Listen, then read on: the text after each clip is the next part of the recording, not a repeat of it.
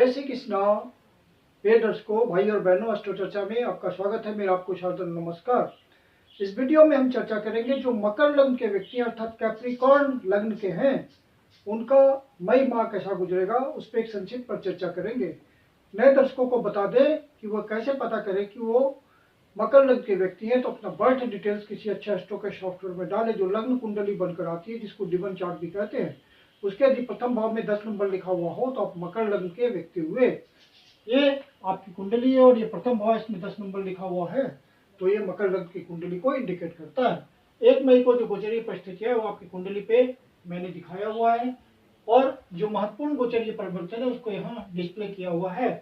बुधदेव इस समय 1 मई को तृतीय भाव पे गोचर कर रहे हैं मीन राशि में। बुधदेव 1 तारीख को आपके तृतीय भाव पे गोचर कर रहे हैं और 10 मई को मेष राशि में प्रवेश करेंगे मीन राशि से निकल करके।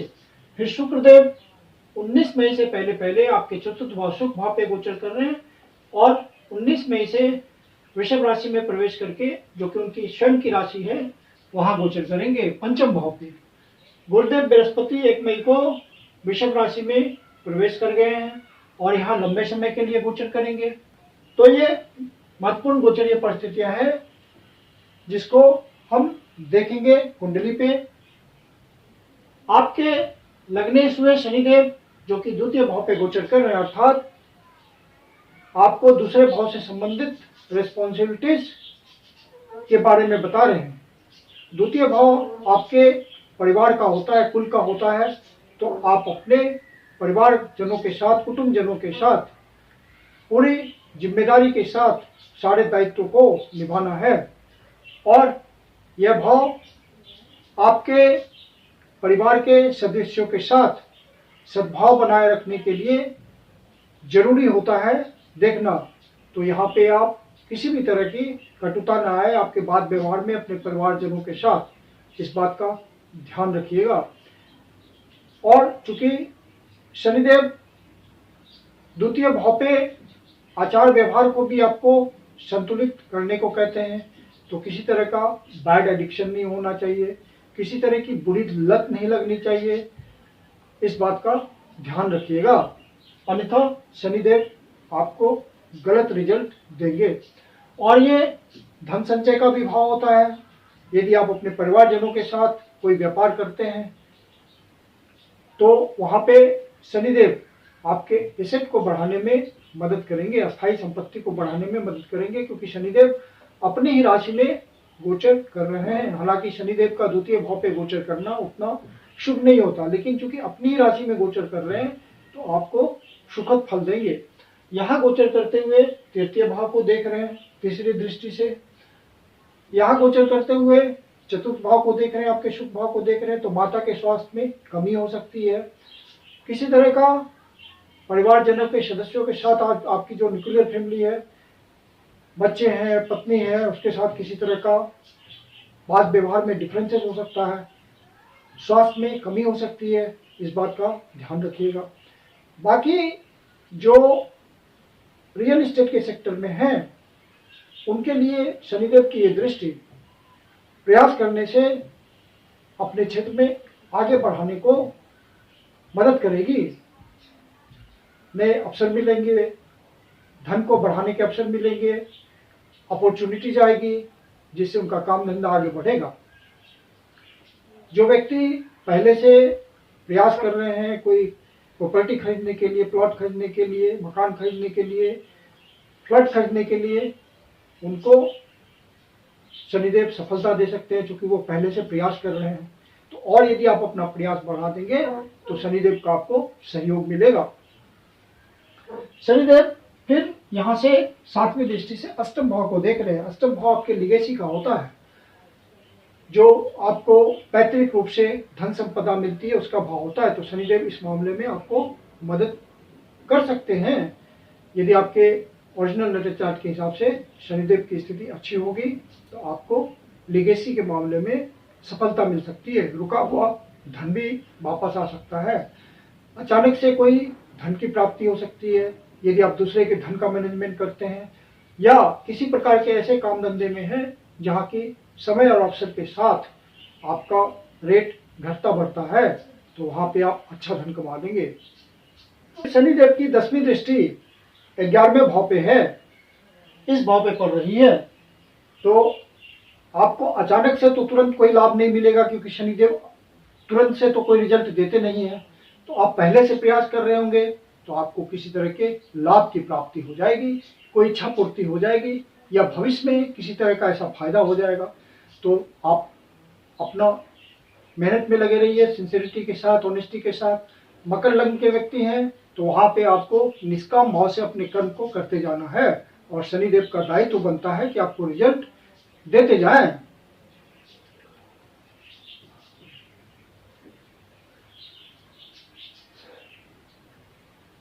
गुरुदेव पंचम भाव पे आ चुके हैं आपके, और पंचम भाव पे किसी भी शुभ ग्रह का गोचर करना अच्छा होता है, और ये तो गुरुदेव हैं, इनकी दृष्टि जहां जहां पर रही है वो अमृत के समान फल देगी। तो इनकी दृष्टि अब लाभ भाव पे हो गई है, सीधी दृष्टि, तो आपको लाभ मिलेगा, इच्छा पूर्ति होगी। जिस भी काम धंधे में होंगे वहां एक्सपेंशन करेंगे गुरुदेव। और गुरुदेव की 5वीं दृष्टि 1, 2, 3, 4, 5 नवम भाव पे होंगी, मतलब भाग्य भाव में वृद्धि करेंगे पंचम भाव से बैठ करके, और आपको भाग्य का साथ मिलने लगेगा। भाग्य के साथ मिलने का मतलब है आपका काम आसानी से पूरा होता चला जाएगा बिना किसी विघ्न बाधा के। तो गुरुदेव की दृष्टि यहाँ पे आपको बहुत फायदा देने वाली है। फिर गुरुदेव की दृष्टि 9वीं दृष्टि आपके लग्न पे पड़ रही है, तो आपकी पर्सनालिटी में इंप्रूवमेंट होगा, धन संपदा में वृद्धि होगी, हर चीज में, हर अच्छे काम में गुरुदेव एक्सपेंशन देंगे और आपको सम्मिलित करेंगे। पर्सनालिटी से भी, आर्थिक रूप से, सामाजिक रूप से, हर तरह से आप सम्मिलित हो गए गुरुदेव की दृष्टि से। 9वीं दृष्टि गुरुदेव की ब्लेसिंग की होती है, तो उनकी ब्लेसिंग आएगी आप पे, लग्न पे, अर्थात आप सुदृढ़ होंगे हर तरह से। संतान प्राप्ति का भी फिर यह अच्छा समय हो जाएगा, क्योंकि गुरुदेव यहाँ लंबे समय के लिए गोचर कर रहे हैं। जो मकर लग्न के व्यक्ति हैं, संतान प्राप्ति के लिए प्रयास कर रहे हैं, उनके लिए अच्छा समय हो जाएगा। बुधदेव आपके, हालांकि गुरुदेव आकारक भावों के स्वामी हैं, 12वें भाव के और 6ठे भाव के, तो दोनों ही भाव, लेकिन ये इंपॉर्टेंट भाव है। 6ठा भाव आपके काम धंधे का है, प्रोफेशनल जो है वो 6ठे भाव से अपना काम धंधा देखते हैं, तो वहां पे काम धंधे में वृद्धि होगी। जिस भी तरह के आप प्रोफेशनल होंगे, किसी तरह का आप समाज को सेवा देते होंगे, नर्सिंग करते होंगे, सॉल्यूशन प्रोवाइडर होंगे, डॉक्टर होंगे, हीलर होंगे, पुलिस सेवा में होंगे, किसी भी तरह के आप सेवा देते हैं समाज को, तो आपको नई नई अपॉर्चुनिटीज देंगे गुरुदेव। और जो बाहर से संबंध बना के चलते हैं, एक्सपोर्ट इंपोर्ट के धंधे में है, या जिनका काम धंधा बाहर से चलता है, अब्रॉड से चलता है, या देश के भीतर ही सुदूर प्रदेशों से चलता है, उनका काम धंधा एक्सपेंड करेगा और नए नए वेंचर्स खुलेंगे, नए नए अवसर आएंगे और नई नई परिस्थितियां बनेगी, और जो आपके फेवर में होंगी। तो गुरुदेव पंचम भाव पे गोचर करते हुए आपके 3य भाव के स्वामी हैं और 12वें भाव के स्वामी हैं। तो जो भी कमिश्निंग के काम में है, जिनके काम धंधे में छोटी यात्रा इन्वॉल्व होती है, उन्हें रोज मूव करना पड़ता है अपने काम धंधे के लिए, कमिश्निंग के काम में है तो रोज आप कहीं न कहीं कांटेक्ट बनाते हैं, जाके निगोशिएट करते हैं, तो उन सब काम में आपको विशेष फायदा मिलेगा। जिनके काम धंधे में किसी प्रकार की यात्रा इन्वॉल्व होती है, कम्युनिकेशन इन्वॉल्व होता है, वहां पे उनको विशेष रूप से अवसर मिलते हुए दिखेंगे गुरुदेव के अब गोचर इस स्थान पे होने से। फिर जो बाहर से संबंध बना के चलते हैं, जिनका काम धंधा अब्रॉड से होता है, खुद जाते हैं मीटिंग्स रखने, कोई नया वेंचर खोलने, कोई नया प्रपोजल लेके जाते हैं, या देश के भीतर ही सुदूर प्रदेशों से उसका संबंध चलता है, तो उनको विशेष अवसर आएंगे, ज्यादा फायदा मिलेगा। गुरुदेव के लक्ष्मी स्थान में गोचर करने का ये सबसे बड़ा लाभ आपको मिलेगा। बुधदेव आपके 6ठे भाव के स्वामी बनते हैं और 9वें भाव के स्वामी बनते हैं, तो भाग्येश हैं आपके। तो भाग्य का आपको साथ मिलेगा। और बुध देव इस समय आपके तृतीय भाव पे गोचर करते हुए भाग्य भाव को, अपने ही भाव को देख रहे हैं।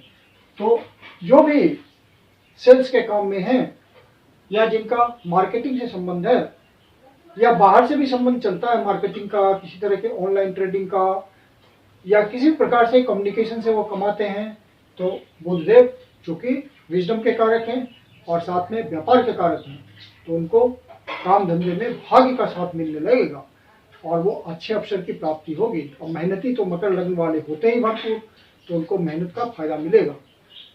मंगल देव जो कि आपके शुभ भाव के स्वामी हैं और लाभ भाव के स्वामी हैं, तो आपके लिए मंगल देव का रिजल्ट बहुत अच्छा होता है, क्योंकि ये योग कारक होते हैं आपकी कुंडली के लिए। तो मंगल देव का तृतीय भाव पे गोचर करना बहुत शुभ होता है। तो जो भी आप प्रयास कर रहे हैं उससे आपकी सुख में वृद्धि होगी, लाभ में वृद्धि होगी। जो भी आपका काम धंधा है उससे आपको बेनिफिट मिलेगा। कोई प्रमोशन भी हो सकता है यदि आप नौकरी के में है, किसी सरकारी नौकरी में है, प्राइवेट नौकरी में हो, तो किसी भी तरह की पद प्रतिष्ठा में वृद्धि हो सकती है। आपके इनकम में इजाफा हो सकता है, क्योंकि मंगल देव योग कारक है और तृतीय भाव पे गोचर कर रहे हैं। लेकिन भाई बहनों से संबंध में दिक्कत हो सकती है, वहां ध्यान रखिएगा, क्योंकि ये सस्टेस के साथ गोचर कर रहे हैं। बुध देव सस्टेस है, तो यहाँ पे किसी तरह का डिफरेंसेस होने की संभावना है। पड़ोसियों के साथ किसी तरह का मन मुटाव हो सकता है, नेबरिंग सोसाइटीज के साथ किसी तरह का मन मुटाव हो सकता है। तो आप गोचर का प्रभाव समझते हुए यहाँ पे ध्यान रखिएगा। फिर राहु देव भी वही गोचर कर रहे हैं। राहु देव का तृतीय भाव पे गोचर करना आपके लिए बहुत बढ़िया है, अच्छा रिजल्ट लाते हैं राहु देव। तो आपके दिमाग में नए नए थॉट्स आएंगे और उसको कन्वर्ट कर पाएंगे आप, प्रयास आपके बहुत बढ़ जाएंगे। मंगल देव यहाँ उनका पूरा सहयोग करेंगे। मंगल देव एनर्जी के कारक होते हैं और राहु देव आपको आउट ऑफ बाउंड्री सोचने के लिए मजबूर करेंगे और न्यू इनोवेटिव आइडियाज आप में आएंगे और कुछ आप अच्छा कर जाएंगे। मंगल देव वहां पे सफिशिएंट एनर्जी आपको दे रहे हैं, इनफ एनर्जी दे रहे हैं रिस्क लेने के लिए, किसी तरह का आपको एंटरप्रेन्योरशिप दिखाने के लिए। तो आप यदि हिम्मत कर जाएंगे तो आप सफल भी हो जाएंगे। शुक्रदेव आपके पंचम भाव के स्वामी हैं और साथ में कर्म भाव के स्वामी हैं। तो जो लेडी संतान प्राप्ति के लिए सोच रही हैं, तो शुक्रदेव जब तक यहाँ है 19 तारीख से पहले पहले तो आप सावधानी रखिएगा, क्योंकि पंचम भाव से 12वें भाव पे वो गोचर कर रहे हैं। हालांकि उन्हीं का भाव है, लेकिन अपने भाव से 12वें भाव पे गोचर कर रहे हैं, तो किसी तरह की परेशानी हो सकती है। 19 तारीख को जब शुक्रदेव यहाँ से निकल करके पंचम भाव पे गोचर करेंगे तो फिर परिस्थितियां बदल जाएंगी। गुरुदेव फिर पंचमेश के साथ गोचर करेंगे, तो आपके लिए फिर फेवरेबल टाइम आ जाएगा। और संतान से भी आपको 19 तारीख के बाद बढ़िया न्यूज सुनने को मिलेगा। जैसे कि संतान किसी नौकरी के लिए प्रयास कर रहा हो, परेशान हो रहा हो, तो वहां पे उसकी तरफ से गुड न्यूज आपको मिल सकता है, कोई शुभ समाचार मिल सकता है। 20 तारीख के बाद आपके लव अफेयर्स के लिए भी ये बढ़िया समय हो सकता है।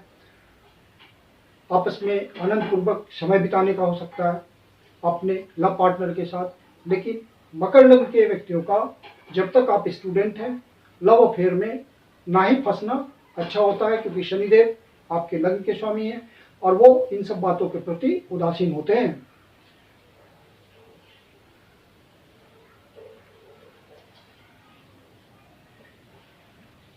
सूर्यदेव आपके चतुर्थ भाव पे गोचर कर रहे हैं, शुभ भाव पे गोचर कर रहे हैं और दसम भाव को देख रहे हैं, जो कि पद प्रतिष्ठा सामाजिक ओहदे का होता है।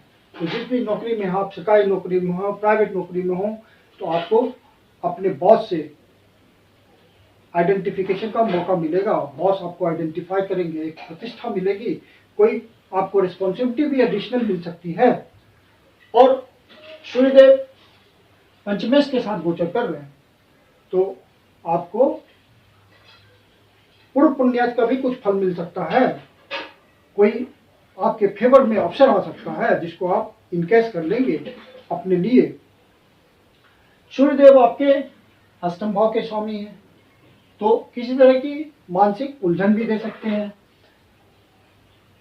सूर्यदेव जब तक 14 मई से पहले पहले यहाँ है, तो आप किसी तरह की मानसिक परेशानी से बचिएगा। और सूर्यदेव जब पंचम भाव पे आ जाएंगे, 14 तारीख से गोचर करेंगे, तो फिर परिस्थितियां बेटर हो जाएंगी और जब प्रयास बढ़ाएंगे तो आपको रिजल्ट मिलने लगेंगे। केतुदेव चूंकि बुधदेव की राशि में गोचर कर रहे हैं, तो बुधदेव के हिसाब से रिजल्ट देंगे और रिजल्ट इस महीने का अच्छा होगा, क्योंकि बुधदेव अपने भाव को देख रहे हैं और केतु पे दृष्टि जारी है उनकी, तो केतुदेव का रिजल्ट बुधदेव के हिसाब से अच्छा होगा, तो आपको पॉजिटिव रिजल्ट मिलेंगे।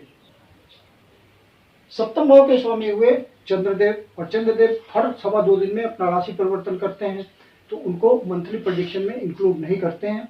लेकिन चंद्रदेव आपकी कुंडली में अर्थात ओरिजिनल नेटल चार्ट में यदि अच्छी स्थिति में होंगे और 6-8-12 भावों से संबंध नहीं होगा उनका, किसी तरह पाप पीड़ित नहीं होंगे, तो वाइनिंग कंडीशन में नहीं होंगे, तो चंद्रदेव का आपको अच्छा रिजल्ट मिलेगा और वो हर भाव का अच्छा रिजल्ट आपको देते चलेंगे। और आपके लाइफ पार्टनर का स्वभाव थोड़ा सा फ्लक्चुएटिंग होता है, ये एक नेचुरल बात है मकर लग्न के व्यक्तियों के लिए। तो वहाँ पे आप ध्यान रखिएगा कि जब जब चंद्रदेव 6ठे भाव पे, 8वें भाव पे और 12वें भाव पे होंगे, तो उनके स्वभाव में जो परिवर्तन आएगा, तो उसे गोचर का प्रभाव मानते हुए आप उसको यथासंभव अपने हिसाब से साइकोलॉजिकली समझना है और मिला जुला के व्यवहार करना है। अब चंद्रदेव 6ठे भाव पे गोचर करेंगे 11 और 12 तारीख को यहाँ पे, तो किसी से अनावश्यक वाद विवाद में नहीं उलझना है, कोर्ट कचहरी से बचना है, क्योंकि उस समय आपको विशेष रूप से ध्यान रखना पड़ेगा, क्योंकि बुधदेव 3ठे भाव में है और षष्ठेश हैं, तो भाई बहन से भी कोई वाद विवाद कोर्ट कचहरी का मामला बन जाएगा, तो इस बात का ध्यान विशेष रूप से रखना है। जो सीनियर सिटीजन्स हैं वो अपने स्वास्थ्य का ध्यान रखें, मेडिकेशन, योगा, एक्सरसाइज, इन सब बातों के थ्रू अपने आप को फिट रखें। और फिर बुधदेव अष्टम भाव पे गोचर कर रहे हैं 15, 16 और 17 तारीख को, और फिर चंद्रदेव अष्टम भाव पे गोचर कर रहे हैं 15, 16 और 17 तारीख को। तो किसी तरह का आपको मानसिक व्यथा हो सकती है, कोई ऐसा न्यूज मिल सकता है जिससे मेंटल टेंशन हो। तो जब ऐसा महसूस हो तो शिव जी के मंदिर में जाकर शिव जी का जल से अभिषेक करें, उनसे प्रार्थना करें, आपको मुक्ति मिल जाएगी मानसिक कष्ट से, या विष्णु सहस्त्रनाम का पाठ करें। फिर चंद्रदेव 12वें भाव पे गोचर करेंगे 25, 26 और 27 तारीख को। तो इन दिनों आपका खर्चा बढ़ा हुआ हो सकता है, कोई यात्रा का भी योग बन सकता है, अपने बिजनेस के पर्पज से या काम धंधे के पर्पज से या नौकरी के पर्पज से या परिवार के एंजॉयमेंट के पर्पज से या सेल्फ एंजॉयमेंट के पर्पज से आप कोई यात्रा कर सकते हैं। बजट का ध्यान रखिएगा, वो असंतुलित हो सकता है। कुल मिलाकर के मई का महीना आपके लिए सुखद है। मैं कुंदन शर्मा आप लोग का हार्दिक स्वागत करता हूं। यदि आपको वीडियो अच्छा लगा तो इसको लाइक करें, अपने परिचितजनों को शेयर करें, और एस्ट्रो चर्चा चैनल पर पहली बार आए हैं, अभी तक सब्सक्राइब नहीं किया है या भूल जाते हो, तो आपसे विनम्र निवेदन है कि इसको सब्सक्राइब करें। और यदि आपके जीवन की कोई समस्या जिसका समाधान आप हमसे चाहते हैं तो पर्सनल कंसल्टेशन ले सकते हैं। मेरी अपनी कंसल्टेशन शुल्क होती है। वीडियो के अंत में व्हाट्सएप नंबर, कंसल्टेशन के लिए व्हाट्सएप नंबर पे आप मैसेज दे सकते हैं या कॉल कर सकते हैं, कंसल्टेशन बुक कर सकते हैं। मेरी अपनी कंसल्टेशन शुल्क होती है। धन्यवाद।